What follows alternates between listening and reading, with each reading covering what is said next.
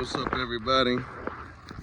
Here we are riding Ruby, and we're about to go through the card and make our picks for the week. Now I'm doing something different because usually, I go and I do every single fight on the card, and I end up spending a bunch of time researching a bunch of fights that I really don't even care about. And so this week, I figured I would just waste my time or use my time on the fights that I actually care about.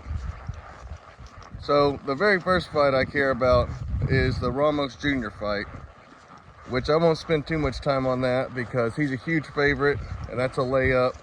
And I imagine he destroys his opponent within 2 rounds. I would say Ramos Jr. by KO or sub within 2 is a very, very safe pick, and that's what's going to happen. Now the second fight I care about on this card is Joshua Van versus Chirez. Now Chirez, he's got a pretty cool gimmick.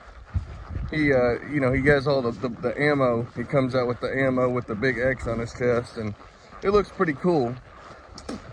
In his last 2 fights, he's beaten up on this horrible fighter, some Brazilian guy who's on like a 4 or 5 fight losing streak. And he basically beat him twice.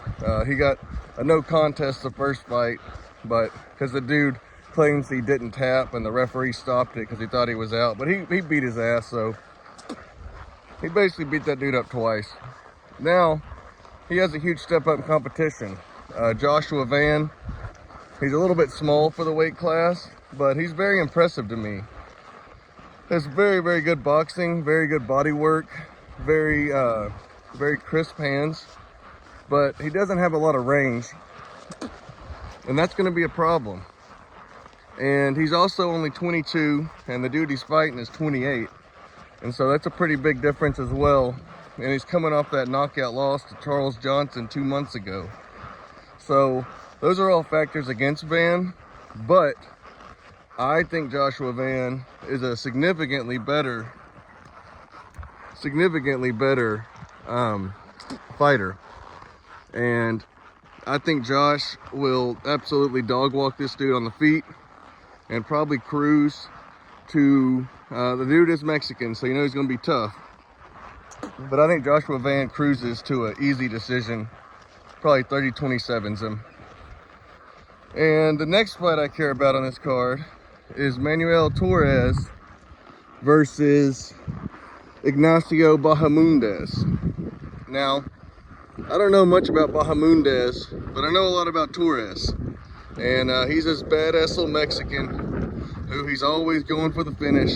I think he's gotten 2 finishes this year, at least his last 2 fights. But the dude, he just goes out there throwing pure heat the entire fight. And he has really good submissions as well, and really good knockouts. Now the dude he's fighting has never been KO'd before, which is surprising for someone who's 6'3" and fights at 155. But he hadn't fought Manuel Torres. Now he has been submitted 2 times, and so Torres by submission could definitely be a possibility. But Torres is only 5'10", and his opponent Bahamondes is 6'3". That's a huge discrepancy, and something that definitely worries me for this fight. But I know how Torres likes to get down, and Torres, he isn't someone who's going to stay on the outside and pitter-patter shots. He's going to get inside, get in your ass, and he's going to hunt for the finish. And it might be tough getting inside, but I think over 3 rounds Torres will be able to close that distance, and he will be able to get the finish. The next fight I care about, we're skipping the opener of the pay-per-view because Ode Osborne and Crazy Boy, or whatever the fuck his name is, they're not worth my time. They should be on the early. Honestly, the opening card opener of Ramos Jr. is a better fight than the opening fight on the main card, which is insane to me. But anyway, the first fight I'm going to talk about on the main card is Daniel Zellhuber versus Ribavox. Now this one will probably be a fun stand-up fight. And the main stat you need to know on this one is Zellhuber has a 77-inch reach advantage. And the other dude, Ribavox, only has a 69-inch reach advantage. So I totally expect Ribavox to be able to be in trouble with that range. And I totally expect Zellhuber to be able to keep it at distance and pick him apart from range and probably cruise to a decision. Although Zellhuber by KO, say hello to all the cows, all the little babies.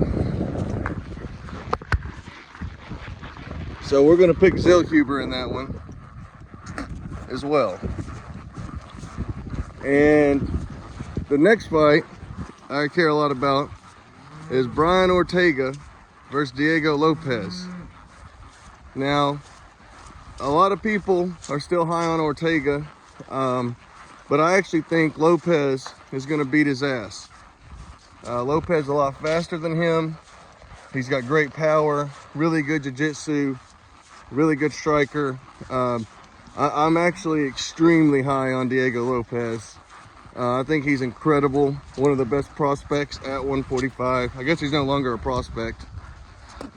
And, you know, I think Diego Lopez, if he wins this fight, he'll fight the winner of Aljamain and Evloev, probably for a title shot.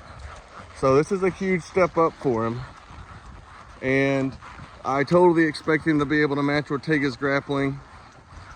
He matched Evloev's, who's an incredible grappler. And I think that he's just too fast and powerful for Ortega on the feet. And, you know, if this was 5 rounds, Ortega might have something for him, because Lopez, he did kind of look a little slow in round 3 versus Ige. But it being a 3-rounder, I think Lopez is going to torch him.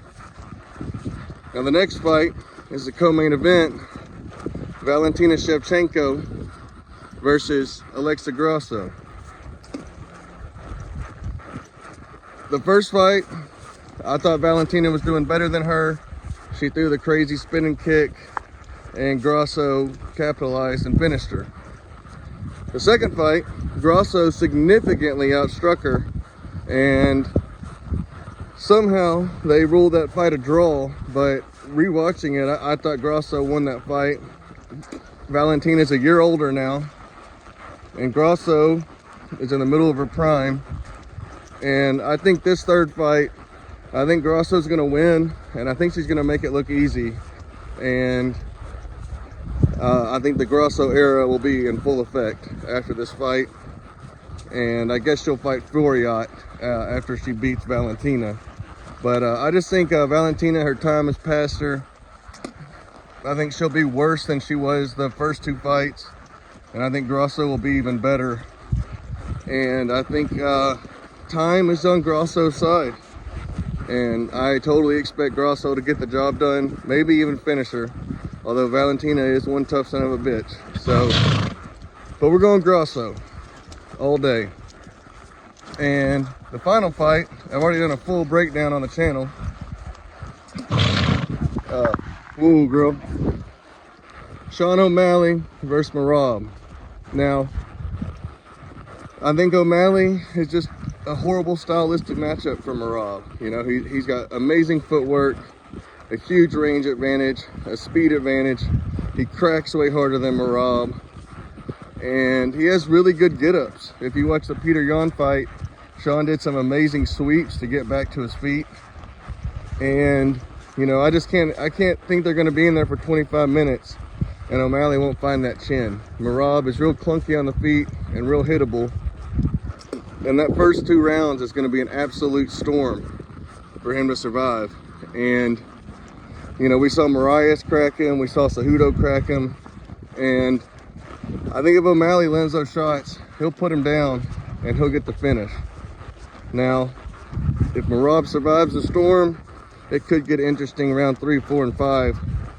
But I fully expect the Sugar Show by KO. And if you like the new format, of me riding my girl Ruby and enjoyed this video, please like and subscribe, and let me know in the comments if you like this kind of shit, or if you prefer me sitting down with the samurai sword and the Yuri Prohaska gloves going fight by fight up and down the card. Personally, this was a whole lot more fun and way less work, so I kind of loved it. And big shout out to Ruby. She's a star of the channel. Got me 1.4 thousand views when we did the DDP versus Izzy pick. So raw dog out. UFC 306 should be amazing. Pleasure talking to y'all today. Good to be seen.